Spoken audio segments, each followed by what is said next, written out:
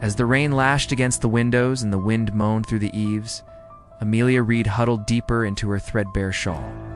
The flickering gas lamp did little to pierce the gloom of the antique shop, but it was enough to illuminate the intricate carvings on the mahogany table in front of her. With a sigh, Amelia traced the patterns with her fingertip, thinking how fitting it was that her last job would be to sell her grandmother's legacy piece by piece. How ironic that the spirit cabinet maker's final creation would be sold off to strangers. Who would have thought? The daughter wouldn't stick around long enough to even finish the inventory. Ever since her mother died, Amelia had avoided this shop, fearing what she might find hidden amongst the antiques. Now, on the verge of leaving town to start her new life, she found herself facing the painful task of closure. Her grandmother, Elizabeth Reed, had spent her life traveling the world, searching for lost artifacts and forgotten lore. After her passing, Amelia discovered journals documenting her mother's incredible adventures. It was a fascinating life, filled with danger and intrigue, and it was a fate that Amelia never wanted for herself. When her mother finally settled down and opened the shop, Amelia's sister, Chloe, was thrilled. She encouraged their mother to share her stories, while Amelia begged her to keep them secret. The quiet life of a librarian appealed to her far more than the perilous journey of an adventurer.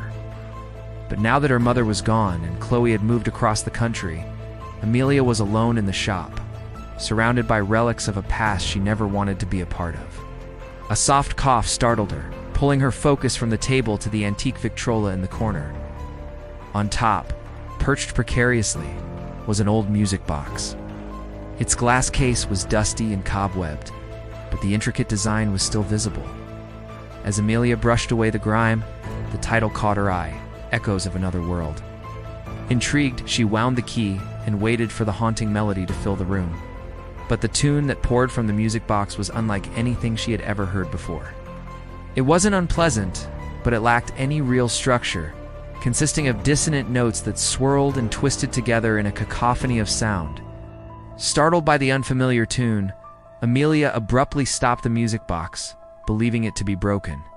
But upon winding the key again, the same discordant melody rang out.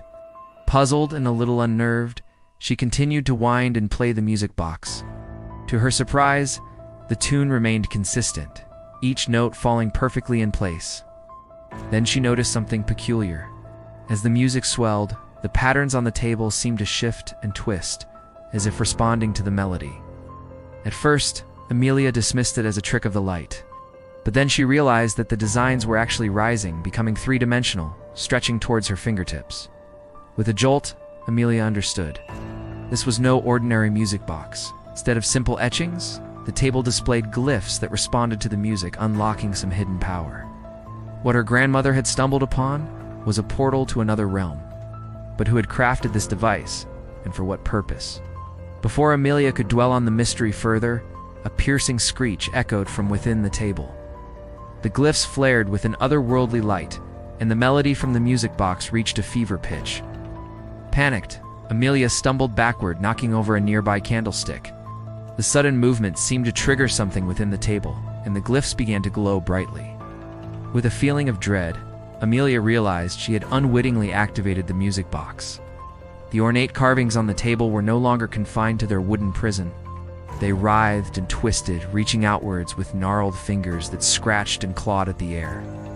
Moments later, the air shimmered, and a gaping hole formed in the center of the glyphs.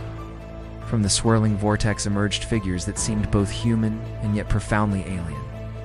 Their faces were pale, their eyes glowed with an eerie light, and their bodies seemed to ripple and distort like reflections in a pond. One of the creatures stepped forward, its gaze fixed on Amelia. In a language that echoed with the music box, it spoke. "We have been summoned. Oh, what is your desire?" Startled, Amelia stammered, I didn't mean to summon you." "Your intent does not matter. We have crossed through. What would you have us do?" Realizing she was in grave danger, Amelia knew that fleeing the shop was futile. Whatever magic had allowed the creatures to cross between worlds had also fortified this place against escape. Even the windows seemed locked in place, their glass clouded and unbreakable. Trapped with nowhere to run, Amelia decided to confront her fears. Taking a deep breath, She forced herself to meet the creature's gaze. "I am sorry for summoning you," she said, trying to project confidence. "But I have no desire for your help. Please leave, and I will pretend this never happened." The creatures exchanged uneasy glances, their eyes flickering nervously between Amelia and the music box. One of them stepped forward, its features contorting in what seemed to be a grimace. "We are bound to serve," it replied, its voice echoing with the tune of the music box. "But we may choose our master. Your grandmother called us the Unbound Choir. Our voices carry echoes of other worlds. With the right melody, we can pass between dimensions, bringing our voices to those who seek them." Amelia shook her head.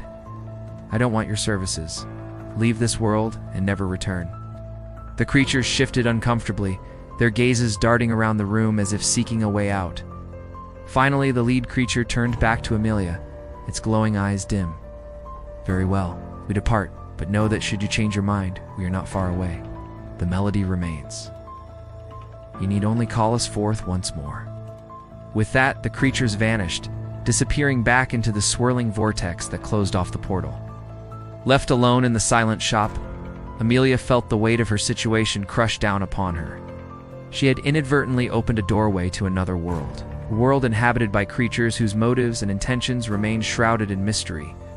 But as the adrenaline faded and the silence stretched on, a profound realization washed over Amelia. Perhaps she wasn't destined to live the quiet life she had imagined. Maybe her destiny lay in understanding and mastering the echoes of other worlds. As she gazed at the table, now devoid of the creatures and the magic they brought with them, Amelia made a decision. She would learn more about the Unbound Choir, about the portal she had activated, and about her mother's past. The music box seemed to pulse faintly, a reminder of the power that lay dormant within the shop walls. Picking up the box, Amelia carried it upstairs to her room, determined to unravel the secrets it held. As she slept that night, she dreamt of swirling portals, of alien landscapes, and of ethereal voices echoing in the darkness. The next morning, Amelia delved into her grandmother's journals. Searching for any mention of the music box or the Unbound Choir, she hoped to find clues about the creatures, their origins, and their purpose in coming to her world. What she discovered, however, was far more than she had bargained for. Through her mother's words, Amelia learned of a world teetering on the brink of chaos. Creatures of pure energy known as the Unbound Choir had fled their dying dimension, seeking refuge in this world. They offered their services to anyone who could unlock their potential, granting wishes in exchange for the use of their extraordinary powers. But the price was steep, for the Unbound Choir fed on the desires of mortals, twisting their wishes and warping their dreams. Those who made bargains with the choir soon found themselves ensnared in a web of manipulation and deceit. Driven by a desire to protect her world, Amelia's grandmother had sought to seal the portal her mother had opened. But the Unbound Choir proved elusive, hiding from her in the recesses of forgotten places. The journal ended abruptly, leaving Amelia with more questions than answers. Still, she gained a deeper understanding of the creatures she had encountered and the threat they posed to her world. Determined to fulfill her mother's unfinished mission, Amelia resolved to find the remaining members of the Unbound Choir and guide them back to their own world. Though she knew not how, she felt an unwavering determination to protect her home from the sinister designs of the Unbound Choir. The quest ahead promised to be fraught with peril and uncertainty, but Amelia was ready to embrace her destiny as a protector of worlds.